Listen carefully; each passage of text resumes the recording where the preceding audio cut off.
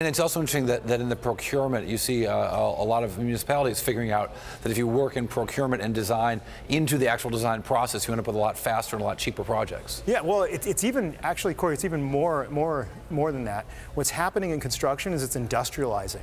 Construction processes are starting to look a lot more like manufacturing processes. And you know how digital manufacturing processes are. Yeah. Construction's got to be exactly the same. So you guys are in the midst of this. You announced these big changes in the business model, or particularly the move from maintenance to subscription, yep. and how that's maybe a little bumpier than you would have thought. Stock took a big hit last week, though in context of about 2 years, you're still up about 72% for a 2-year stretch, which is a pretty good run. Yeah, it's a great run. And you know, Corey, we announced great results because we hit all our goals. We exceeded a few. 5% sales growth year over year. Yeah, well, 25% recurring revenue growth. We're returned to revenue growth. So remember, we were going through the dip, so we were negative for a while. Now we've returned to revenue growth. We did exactly what we said we were going to do. I just think people expected us to maybe do a little bit more. Why would a customer switch from maintenance to a subscription-based fee for your service, as opposed to just abandon it and go somewhere else? Yeah, well, I mean, you probably talk to a lot of these companies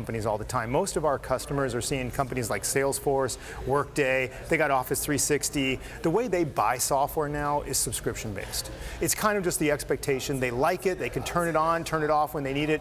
Most customers are saying, yeah, this is the way the software industry is going. So there's really not a lot of resistance, maybe from the smallest customers in our base, but not from the bigger ones. So I talked to a lot of people getting ready to talk to you today about sort of what was going on and what they thought of the call last week and what the information was. And I kept hearing questions about the timing of the restructuring. Yeah. Why do the restructuring now? And what does it have to do with your long-term 2020 free cash flow goals? Yeah, it was interesting conspiracy theories that were being created. There were a lot out there. Well, yeah. Well, you know, it's and I'm a collector of conspiracy theories. I'm a big fan. Yeah, and there was a lot of ones around that. So one of the things, there's that famous John F. Kennedy quote, right? The best time to fix your roof is when the sun is shining. Right. That's exactly what we've been doing. We've been planning this for a while. We knew we needed to invest more strategically in digitizing the company, and in particular in construction. The money just wasn't in the places we needed it. So this is something we planned. We're going to invest every penny back in the company over the next 6 to 12 months. So this isn't a reduction in our OpEx envelope. It's just a reshuffling of where we're spending the money.